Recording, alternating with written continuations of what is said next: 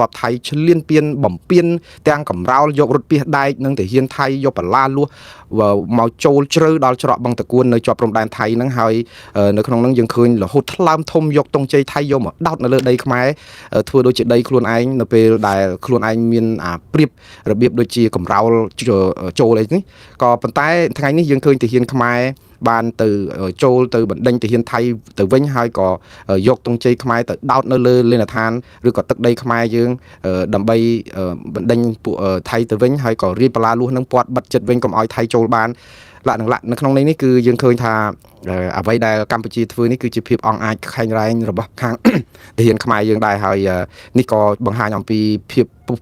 ពៀបដូរផ្ដាច់របស់កងកម្លាំងប្រដាប់អាវុធខ្មែរយើងនៅជួរមុខដែលក្លាហានអង់អាចដែលនៅទប់ថៃបើទោះបីជាថៃដូចសមុទ្រក្នុងខោនឹងកំពុងតែប្រសាច់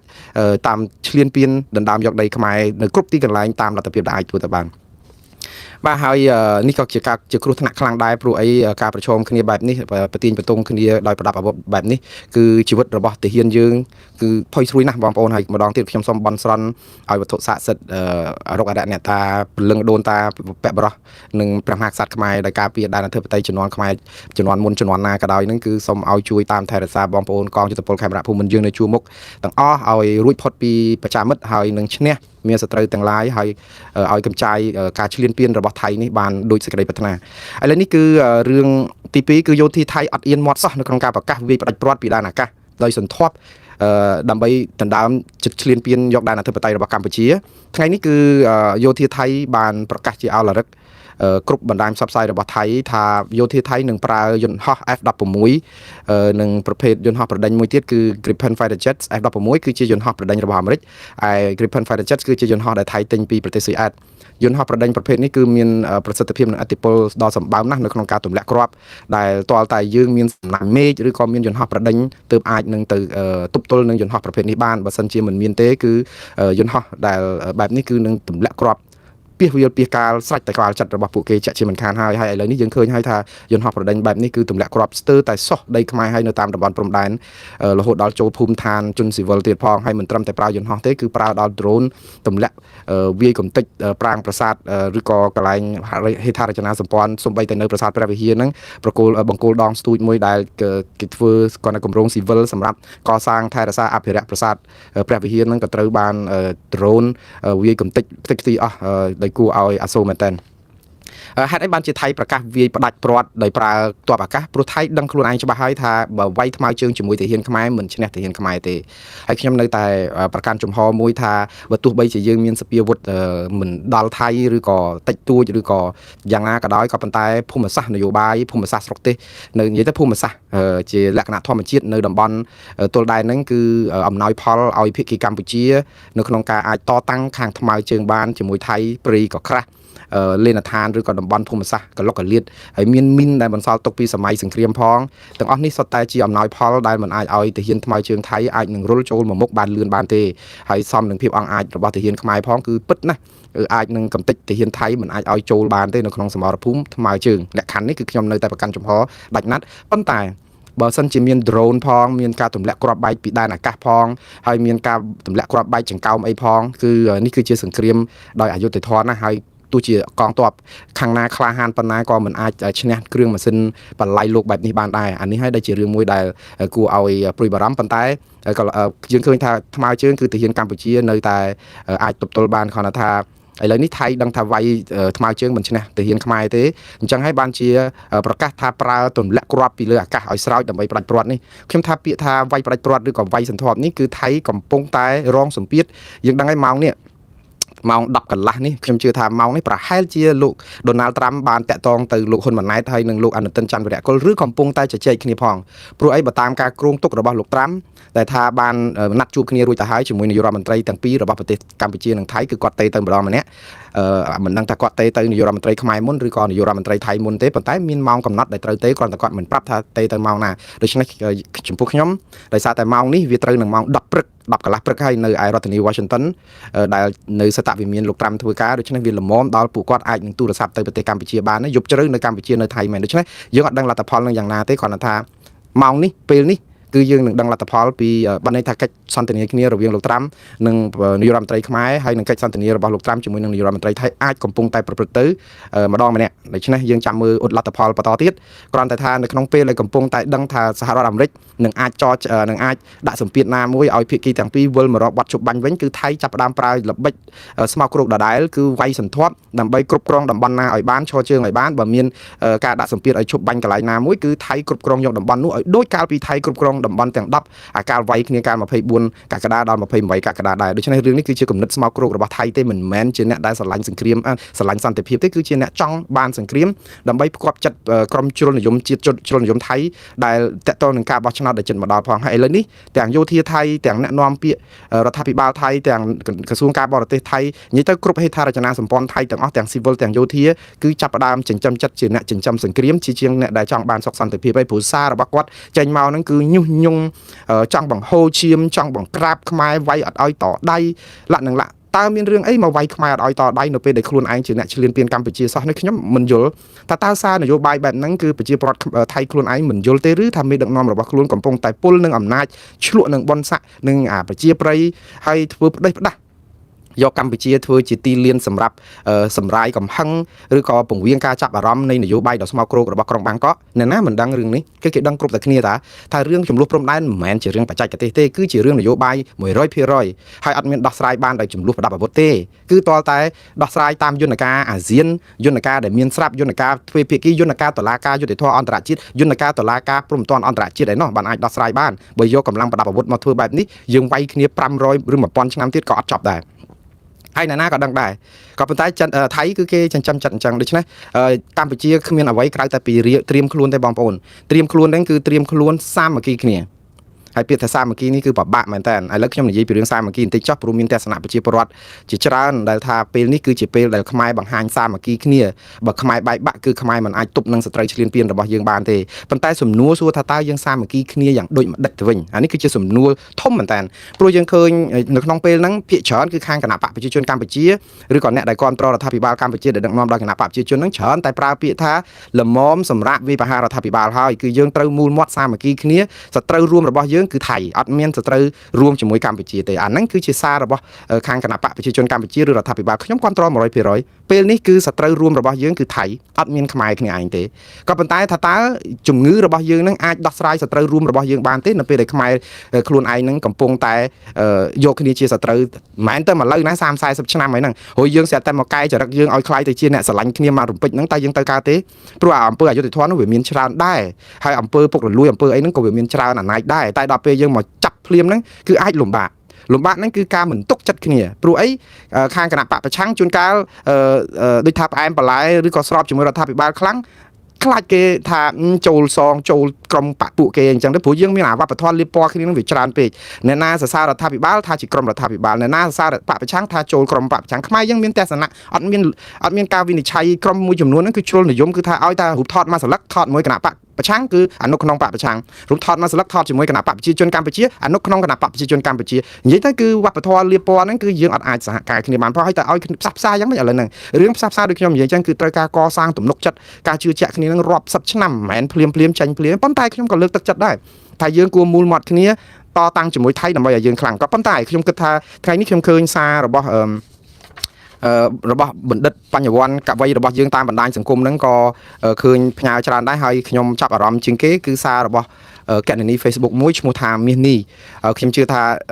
ាប្រសាសន៍នេះគឺជាប្រសាសន៍អាចជាប្រសាសន៍របស់លោកបណ្ឌិតមាសនេះហើយដែលលោកលើកឡើងក៏លើកទឹកចិត្តដែរថាឲ្យខ្មែរយើងចេះសាមគ្គីគ្នាជាធ្លុងមួយទៅព្រោះសត្រូវរបស់យើងមានជំទឹះបែបហ្នឹងក៏ប៉ុន្តែលោកបានលើកឡើងថាតើយើងធ្វើយ៉ាងម៉េចដើម្បីឲ្យយើងសាមគ្គីគ្នាលោកលើកឡើងចេះគេហៅជំងឺនិយមឲ្យគេអាណិតលោកបណ្ឌិតមាសនេះគឺមានឃ្លាមួយដែលចង់ឲ្យប្រជាពលរដ្ឋយើងរឹងមាំដែរក៏ប៉ុន្តែត្រូវព្យាបាលជំងឺខ្លួនឯងឲ្យជាសិនដើម្បីសាមគ្គីបានទើបខ្មែរទប់ទល់បរទេសឈ្លានពានបានណាលោកលើកឡើងចេះនៅក្នុងកណនី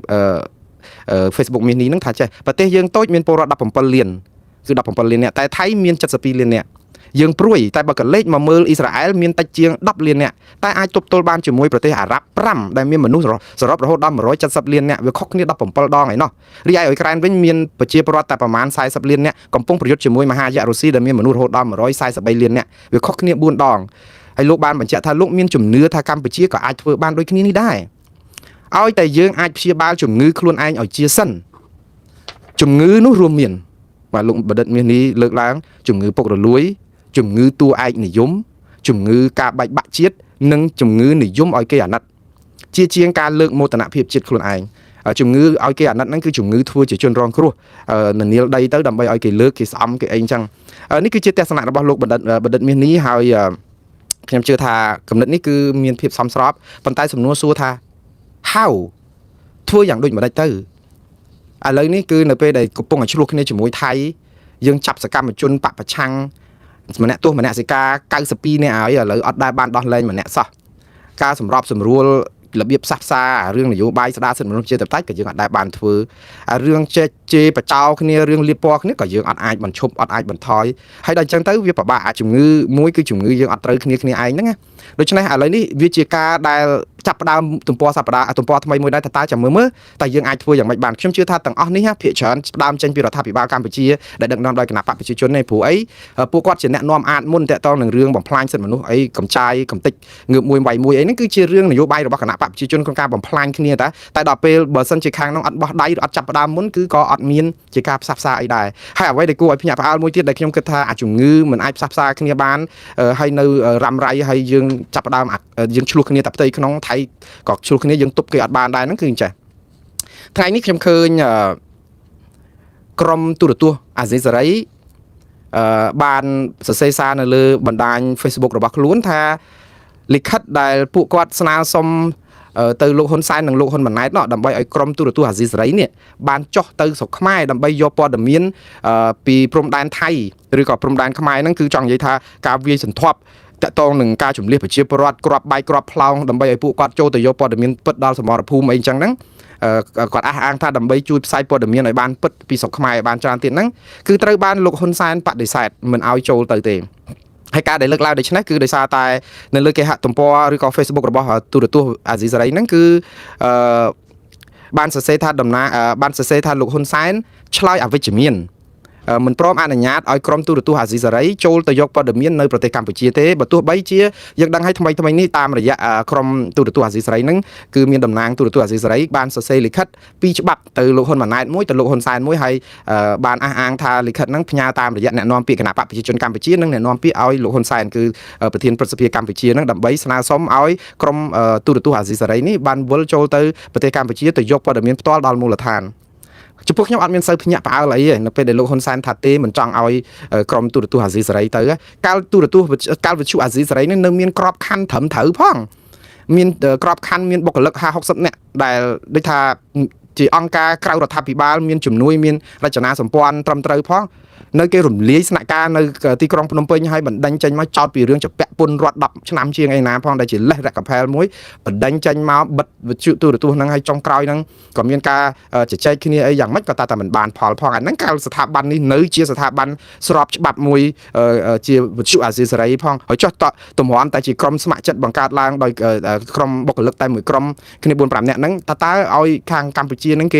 េព្រមយ៉ាងម៉េចហើយខ្ញុំដឹងថាតំណាងទូរទស្សន៍អាស៊ីសេរីហ្នឹងក៏ដឹងខ្លួនច្បាស់ដែរថាខាងកម្ពុជាគឺលោកហ៊ុនសែន 100% នឹងមិនអនុញ្ញាតឲ្យទូរទស្សន៍អាស៊ីសេរីឬក្រុមអាស៊ីសេរីទៅប្រទេសកម្ពុជាទេព្រោះអីពួកគាត់ចោទប្រកាន់យូរហើយថាវិទ្យុអាស៊ីសេរីតាំងខ្ញុំនៅធ្វើការនៅវិទ្យុអាស៊ីសេរីហ្នឹងមកម៉េះចោទថាជាវិទ្យុឧទាមវិទ្យុក្រុមប្រឆាំងវិទ្យុអីចឹងបែបយ៉ាងចុះឥឡូវហ្នឹងសូម្បីតែពេលហ្នឹងក៏ខាងកម្ពុជាអត់ទាន់បានបដូរចំហថាវិទ្យុអាស៊ីសេរីឬទូរទស្សន៍អាស៊ីសេរីហ្នឹងជាក្រុមដែលកណ្ដាលឬក៏ឯករាជ្យអីក៏នៅតែគេអត់ទទួលស្គាល់គេអត់ឲ្យផ្ដល់សម្ភារគេអត់ឲ្យអីចឹងដដែលហ្នឹងដូច្នេះវាអត់មានអីប្លែកថ្មីដែលធ្វើឲ្យរដ្ឋាភិបាលកម្ពុជានឹងទទួលពួកគាត់ទេប៉ុន្តែខ្ញុំគិតថាការដែលមិនព្រមទទួលឲ្យក្រុមទូរទស្សន៍អាស៊ីសេរីចូលទៅប្រទេសកម្ពុជានេះក៏បង្ហាញឲ្យឃើញអំពីចរិតបែបធម្មជាតិរបស់គណៈបកកណ្ដាលអំណាចនិងក្រុមដឹកនាំប្រទេសសប្តាហ៍ហ្នឹងគឺមិនចង់បានព័ត៌មានឯករាជ្យសេរ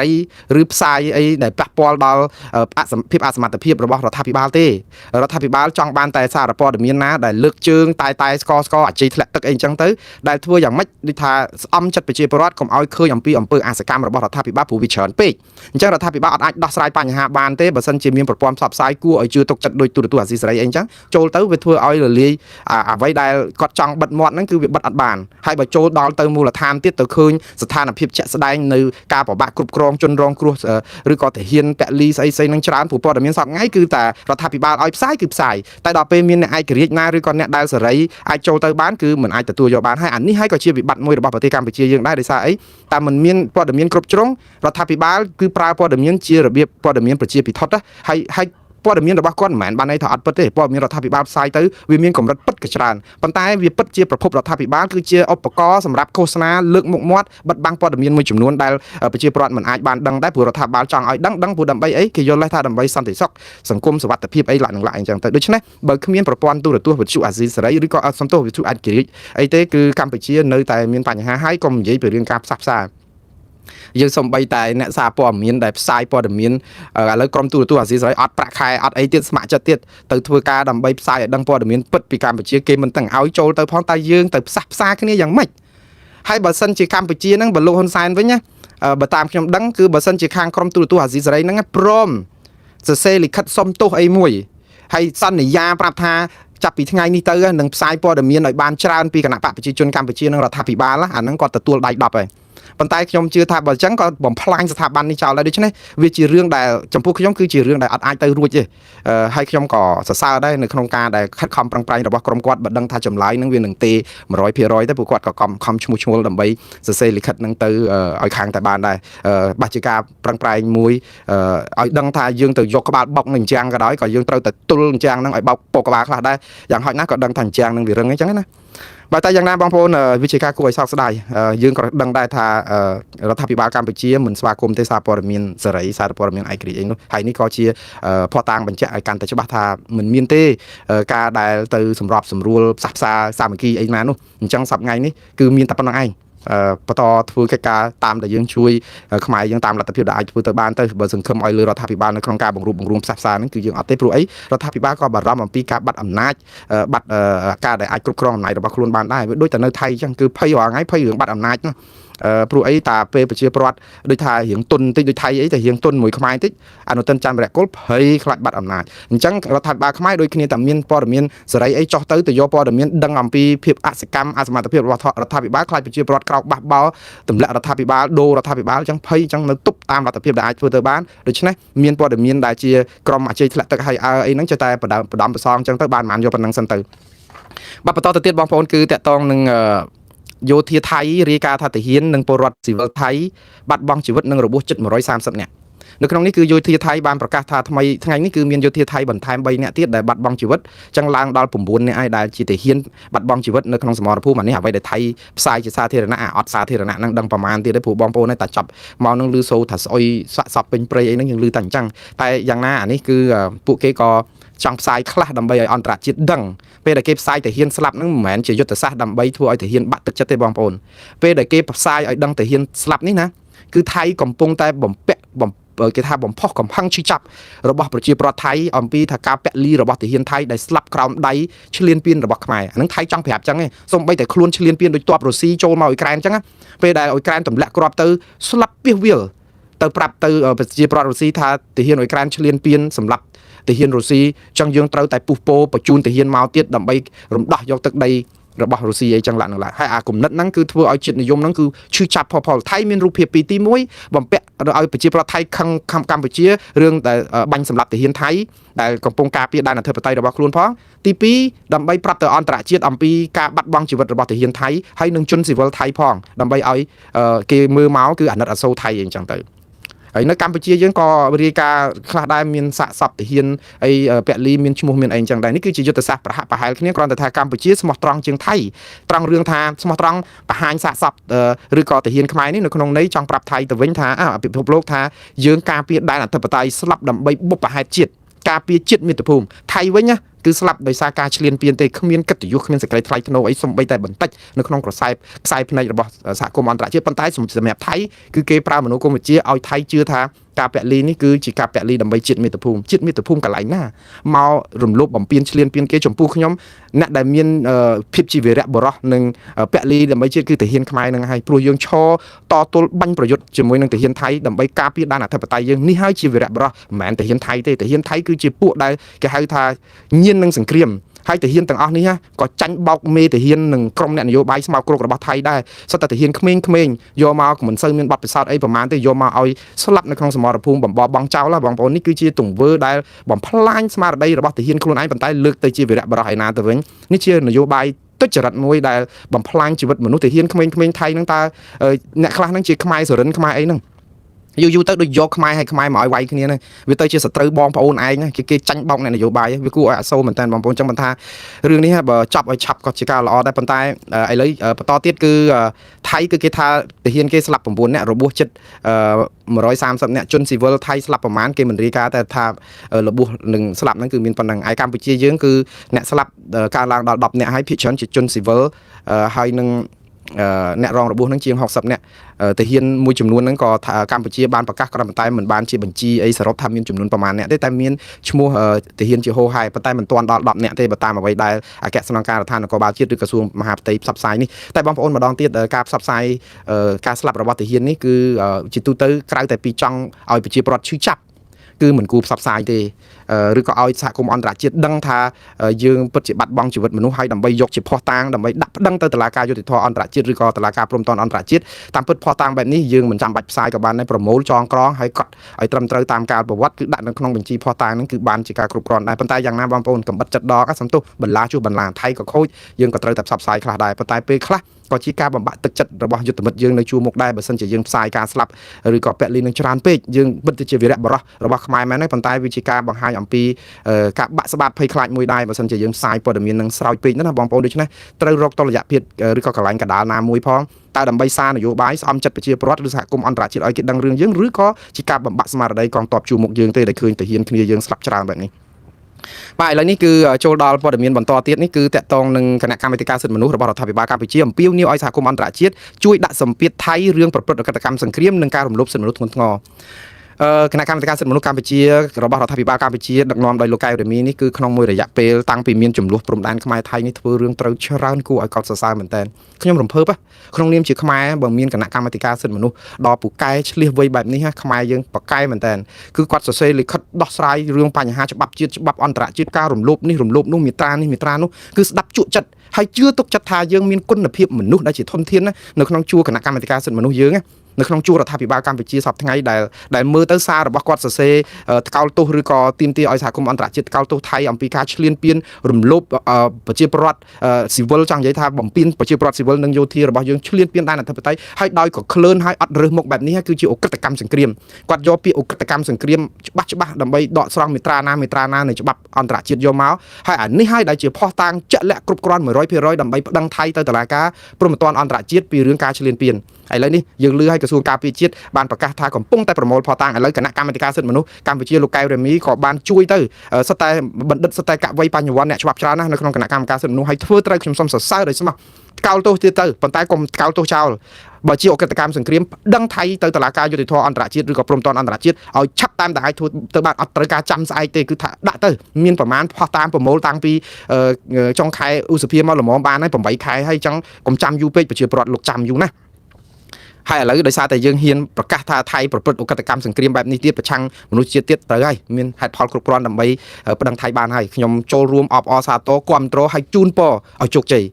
ប៉ុន្តែម្ដងទៀតបងប្អូនខ្ញុំថាសន្សំពាក្យណាមិនចង់ថារិះគន់ទេប៉ុន្តែសូមឲ្យលោកកែវរេមីដែលជាគណៈកម្មការសិទ្ធិមនុស្សកម្ពុជាហ្នឹងសូមឲ្យអាស្មារតីនៃការយល់អំពីការបំផ្លាញរំលោភសិទ្ធិរបស់ប្រទេសថៃឈ្លានពានកម្ពុជាហ្នឹងឲ្យដកស្ថិតនៅក្នុងដួងចិត្តរបស់លោកហើយឲ្យមានយុត្តិធម៌សម្រាប់ប្រជាជាតិខ្មែរខ្លួនឯងទៅថ្ងៃអនាគតផងមើលផងថាតើគណៈបកកណ្ដាលអំណាចក្រោមការចូលរួមធ្វើការរបស់លោកនៅក្នុងរដ្ឋាភិបាលហ្នឹងតើរំលាយបំផ្លាញសិទ្ធិមនុស្សប្រជាធិបតេយ្យនៅកម្ពុជាសកម្មជនចាប់គេធ្វើបាបបណ្ណាដែលជាការរំលោភសិទ្ធិមនុស្សខ្លួនឯងដែរនេះអាហ្នឹងឯងតាក់ទងនឹងជំងឺដែលយើងសាមគ្គីជាតិយើងដើម្បីវាយថៃបានឲ្យមូលមាត់គ្នាហ្នឹងគឺតើតែយើងព្យាបាលជំងឺខ្លួនឯងនឹងសិនដែរអញ្ចឹងសូមលោកជួយមើលអាហ្នឹងបន្តទៅវាយថៃបដាដៃមកចំហៀងជួយដោះស្រាយបញ្ហាសិទ្ធិមនុស្សនៅកម្ពុជានឹងបដាផងលោកនឹងទទួលបានការសាទរ 100% ពីខ្ញុំហើយជឿថាបងប្អូនដទៃទៀតក៏សាទរដែរ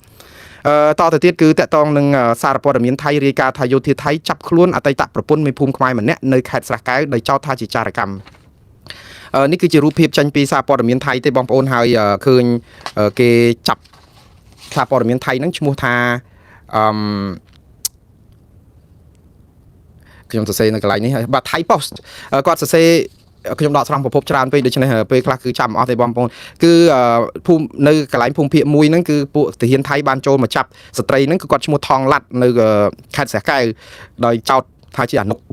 ក្នុងឬចារកម្មចារកិច្ចអីឲ្យយោធាខ្មែរអញ្ចឹងណាហើយនេះគឺខាងអាជ្ញាធរខេត្តស្រះកែវខ្លួនឯងទេដែលចោទស្ត្រីខ្មែរថងឡាត់ហ្នឹងដែលថាសង្ស័យអញ្ចឹងហើយគេប្រើច្បាប់អីអាជ្ញាសឹកអីចឹងទៅដូច្នេះតាមពិតគាត់ជាប្រពន្ធមេភូមិនៅទីនោះគឺក៏យើងដឹងហើយថាគាត់ធ្លាប់និយាយច្រើនដែរពីរឿងភូមិหนองចានភូមិបៃច័ន្ទអីថាជាដីរបស់ខ្មែរអីចឹងដូច្នេះប្រហែលថៃគេកំពុងគុំផងព្រោះអីមានអ្នកណាទៅហ៊ាននិយាយថាបៃច័ន្ទជោគជ័យរបស់ថៃរបស់ខ្មែរអីចឹងណា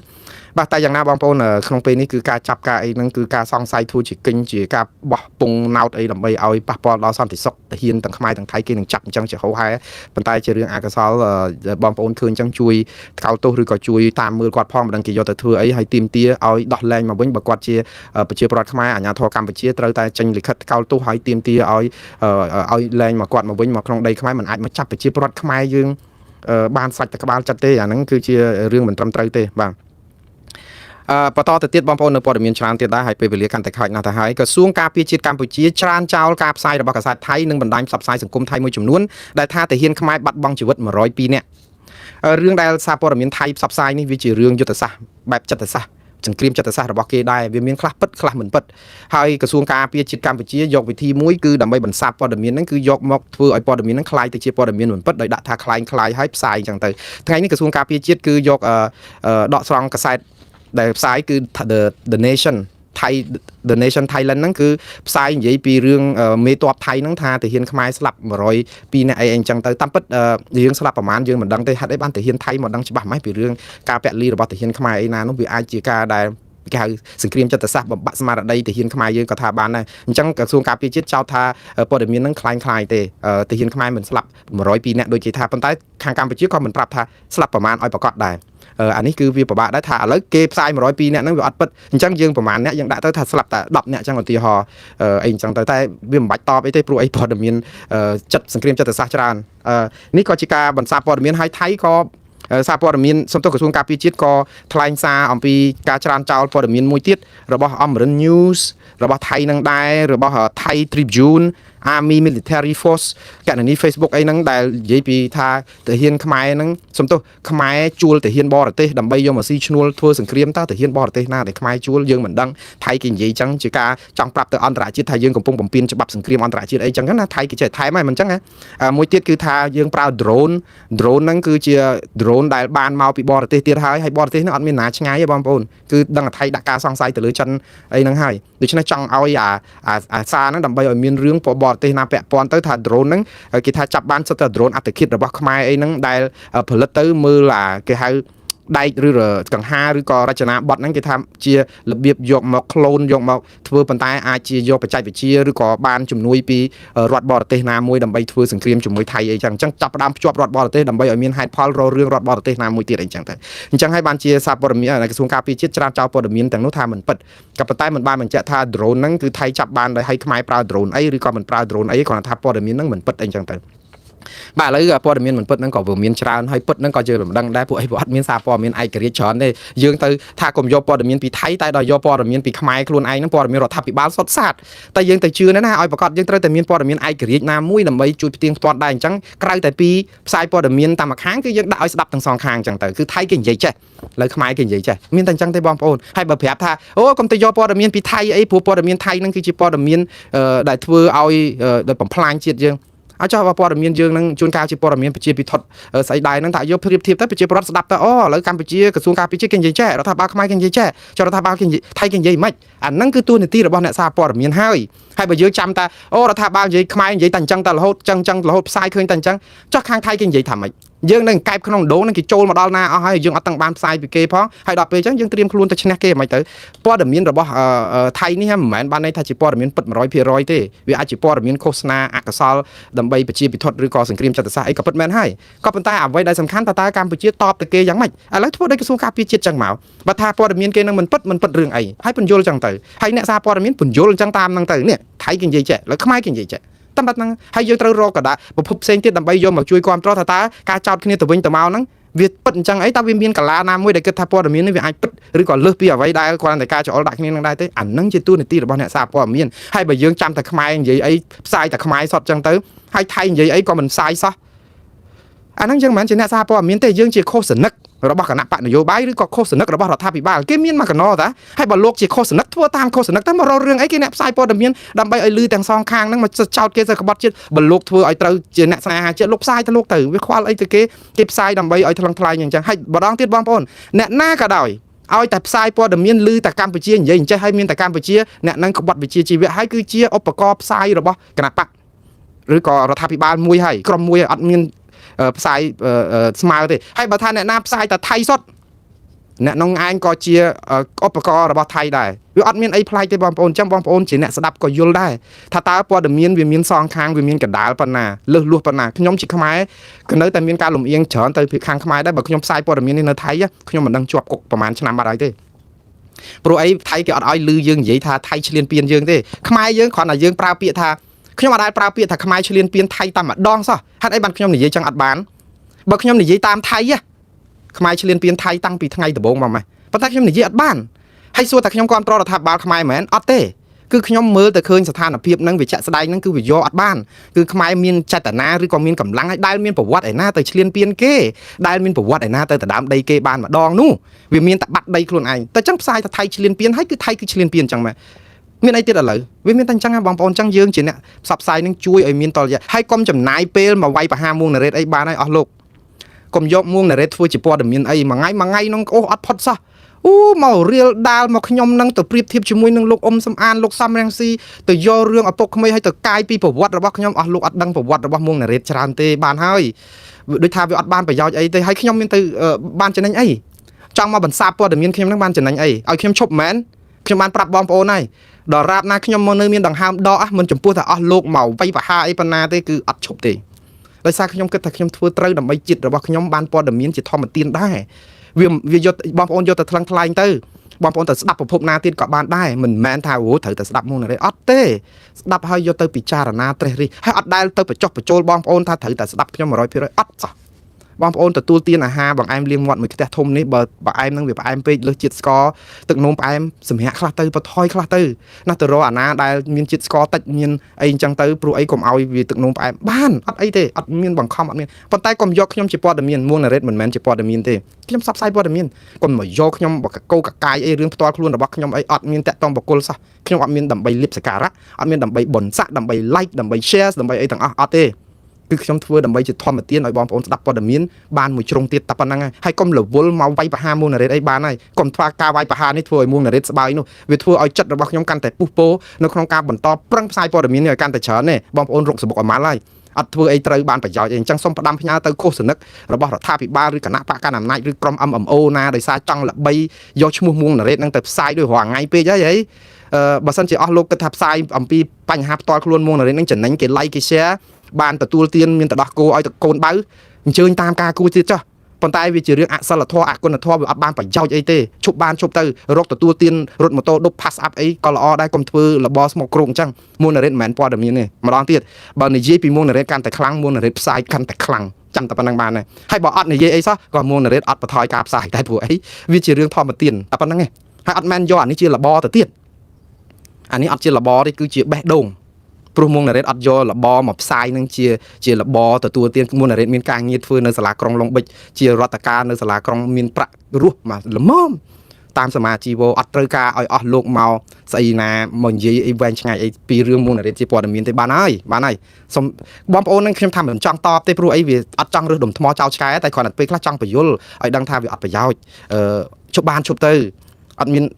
នបងប្អូននឹងរវល់ខ្លាំងណាស់ទៅវាយបហាថៃតោះរួមគ្នាទៅអញ្ចឹងដែរកុំមកយកបកគលបញ្ហាមួងណារ៉េតនឹងទៅជាស្អីណាក្បត់ជាតិក្បត់អីបានហើយប្រជាពលរដ្ឋគេចេះឲ្យបងប្អូនគេមិនល្ងង10គុតទេហើយអ្នកដែលជេរមរាយកាយឪពុកខ្ញុំហ្នឹងសិតតែទទួលបានកម្មផលចុះនរកទៅតាមអំណាចកម្មរបស់បងប្អូនទេអាហ្នឹងខ្ញុំមិនទៅនេះទេខ្ញុំគាត់ថាមនសិការនៅតែជេរស្ដីអស់លោកចងចាំនៅក្នុងមួយជីវិតខ្ញុំបើអស់លោកអត់ចេញមកសុំទោសម្ដាយខ្ញុំនិងខ្ញុំតកតនឹងជេរប្រមាថឬក៏វាយប្រហារប្រមាថការទៀននេះទេគឺអស់លោកនៅក្នុងខួរក្បាលខ្ញុំមួយជីវិតថាលោកជាមនុស្សស្មុករូបថោកទាបពីលបាត់ផ្សាមួយជីវិត បើអត់ទៅណាទេហើយខ្ញុំមិនទៅសងសឹកមិនទៅធ្វើអីទេគាត់ថាមនសិការខ្ញុំនៅជេរអស់លោកនៅក្នុងមនសិការហ្នឹងមួយជីវិតព្រោះអីខ្ញុំអត់ដែលបានធ្វើអីទៅប៉ះពាល់អស់លោកនៅក្នុងការងារនេះទេខ្ញុំនិយាយពីរឿងព័ត៌មានហើយបើលោកធ្វើព័ត៌មាន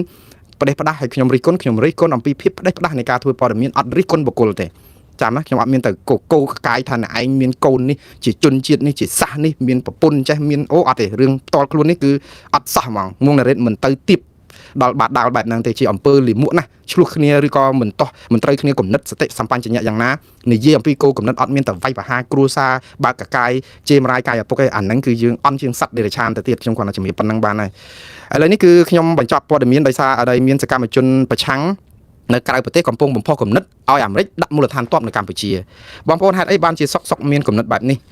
រឿងនេះគឺមិនមែនថ្មីទេព្រោះអីមុនពេលដែលឆ្លោះគ្នាជាមួយថៃនេះគឺយើងឃើញមានអ្នកតារាតាមបណ្ដាញសង្គម Facebook អីហ្នឹងក៏បំផុសគំនិតឲ្យអាមេរិកដាក់មូលដ្ឋានទ័ពនៅកម្ពុជាដោយស្មោះត្រង់ខ្ញុំអត់ចង់ឲ្យអាណានិគមបរទេសណាមួយដាក់ទ័ពដាក់អីនៅប្រទេសយើងទេព្រោះយើងជារដ្ឋអធិបតេយ្យប៉ុន្តែក៏មិនត្រូវបដិសេធជំនួយគេជួយដើម្បីការពារអធិបតេយ្យរបស់យើងប៉ុន្តែដាក់មូលដ្ឋានទ័ពនេះថ្ងៃនេះមានសកម្មជនបកប្រឆាំងម្នាក់ដែលល្បីតាមបណ្ដាញសង្គមដែរគឺលោកផនផាណាដែលលោកហ៊ុនសែនតាមរមុខរកតាមសម្រាប់ដល់ថៃយកសាកសពមកក៏បាននោះថ្ងៃនេះគឺគាត់បានសរសេរសារអញ្ចេះថាបងប្អូនសាកសម័យមើលបើកម្ពុជាមានមូលដ្ឋានទ័ពអាមេរិកប្រចាំនៅកម្ពុជាតើល្អឬទេគាត់និយាយថាយើងអាចធ្វើបានដោយទី1ផ្លាស់ប្ដូរនយោបាយឲ្យមានភាពឯករាជ្យពីអំណាចធំទី2កែលម្អតំណែងតំណងយោធានិងយោធាទី3កែសម្រួលច្បាប់រដ្ឋធម្មនុញ្ញទី4តលយៈភាពយុទ្ធសាស្ត្រក្នុងតំបន់តម្រូវឲ្យកម្ពុជារបបប្រជាធិបតេយ្យនិងគោរពសិទ្ធិមនុស្សនិងឲ្យបានខ្ជាប់ខ្ជួនលោកផនផាណាមានហេតុផលសមស្របត្រង់ចំណុចទី4ដែលតកតងថាបើមានទាហានអាមេរិកនៅស្រុកខ្មែរអញ្ចឹងទៅធ្វើឲ្យប្រទេសប្រជាធិបតេយ្យសាបព្រោះអាខ្យល់ប្រជាធិបតេយ្យទៅអាចកម្ពុជាស្ដារសិទ្ធិមនុស្សនិងប្រជាធិបតេយ្យឡើងវិញខ្ញុំយល់ស្របប៉ុន្តែវត្តមានយោធាអាមេរិកនៅក្នុងដែនអធិបតេយ្យរបស់កម្ពុជានេះមិនគួរណាជាប្រធានបទទេបើតាមខ្ញុំទេណាព្រោះអីយើងអាចឲ្យអាមេរិកជួយតាមលទ្ធភាពជាក់ស្ដែងដូចជាតំណែងតំណងសម្ពយុទ្ធយោធាទិញសពាវុធយោធាឲ្យអាមេរិកកោតទោសថៃអាហ្នឹងល្អបាទឥឡូវបញ្ចប់គឺតកតងនឹងទស្សនៈសំទោសរឿងលោកត្រាំទៅប្រធានាធិបតីនាយករដ្ឋមន្ត្រីខ្មែរនិងថៃនេះគឺឥឡូវថៃកំពុងប្រឈមរឿងមួយដែលអ្នកដែលមន្ត្រីសិទ្ធិមនុស្សអង្គការសិទ្ធិមនុស្សអន្តរជាតិគឺលោក Phil Robertson គាត់និយាយថាបើសិនជាលោកត្រាំដាក់ទណ្ឌកម្មថៃឬក៏កម្ពុជាតកតងរឿងពន្ធណាពន្ធកយនេះប្រហែលជាអត់មានប្រសិទ្ធភាពទេព្រោះលោក Phil Robertson ដែលជានាយករបស់ក្រុមអង្គការសិទ្ធិមនុស្សអាស៊ីនិងជាអ្នកតស៊ូមតិផ្នែកសិទ្ធិការងារនៅទីក្រុងបាងកកសប្តាហ៍លោកមានមូលដ្ឋាននៅទីក្រុងបាងកកបានផ្ដល់សារព័ត៌មានបានផ្ដល់បទសម្ភាសន៍ដល់សារព័ត៌មានរបស់ទូគីមួយឈ្មោះថា Anadolu News Agency លោកនិយាយថាបើអាមេរិកឬក៏លោក Donald Trump ដាក់សម្ពាធពន្ធនេះគឺមិនបានផលទេព្រោះអីថៃអាចយកវាជាឱកាសដើម្បីជាតិនិយមជ្រុលរបស់ថៃក្នុងការបោះឆ្នោតអញ្ចឹងអាចផ្កើននឹងការដាក់ពន្ធអីគេមិនខ្លាចទេព្រោះអនុទិនច័ន្ទរៈគុលធ្លាប់និយាយថាមិនបាច់ភ័យរឿងដាក់ពន្ធនឹងហើយលោកក៏បាននិយាយថាយន្តការដែលល្អបំផុតគឺត្រូវឲ្យអាស៊ានខ្លាំងបើអាស៊ានខ្សោយហើយគឺបញ្ហាតំបន់អាស៊ាននេះគឺឆាចោលហើយអញ្ចឹងលោកថាចុះបើអាស៊ានលោកប្រើឃ្លាអញ្ចេះវិញក៏លោកថាចុះបើអាស៊ានមិនអាចនឹងសម្របសម្រួលឲ្យសមាជិកអាស៊ានត្រូវរើគ្នាផងតើអាស៊ានមានប្រយោជន៍អីឲ្យប្រកបលោកនិយាយត្រូវយើងអត់ឲ្យតម្លៃអាស៊ានទេសប្តាហ៍ថ្ងៃនេះគឺយើងឃើញលោកអាន់វ៉ាអ៊ីប្រាហ៊ីមនិយាយមិនក៏អត់ប្រយោជន៍ដែរឥឡូវមកចាំទូរស័ព្ទពីលោកត្រាំទៅវិញតែយ៉ាងណាបងប្អូនលោកត្រាំលោកអីក៏ដោយធ្វើយ៉ាងម៉េចឲ្យតែមានបាត់ឈប់បាញ់ទៅគាត់ថាសប្តាហ៍ម៉ោងនេះថ្ងៃនេះនឹងពេលបន្តិចទៀតតទៅទៀតប្រហែលថ្ងៃនេះគឺកងទ័ពជួរមុខយើងនឹងរងព្យួរមានយ៉ាងសម្បើមពីមហិច្ឆតាឈ្លានពានរបស់ថៃដែលគ្រោះថ្នាក់មែនតើម្ដងទៀតសូមឲ្យបងប្អូនកងទ័ពជួរមុខហ្នឹងគឺមានសុវត្ថិភាពហើយសូមឲ្យវត្ថុស័ក្តិសិទ្ធិនៅក្នុងលោកជួយថែរក្សាការពារគាត់ឲ្យបានរួចផុតពីការធ្វើទុកបុកម្នេញរបស់ទាហានថៃហើយសូមឲ្យសត្រូវថៃនេះគឺដែលទាហានថៃនេះគឺបាក់បបខ្លោបខ្លាចបរាជ័យតាមអំណាចកម្មនៃការដែលឈ្លានពានទឹកដីកម្ពុជាផងបាទសូមអរគុណច្រើនហើយសូមជម្រាបលាបងប្អូនត្រឹមប៉ុណ្ណេះយើងជួបគ្នានៅពេលដែលមានព័ត៌មានពីទូរស័ព្ទរបស់លោកត្រាំទៅនាយករដ្ឋមន្ត្រីទាំងពីររបស់នៅប្រទេសអាស៊ានមួយនេះបាទសូមអរគុណសូមជម្រាបលា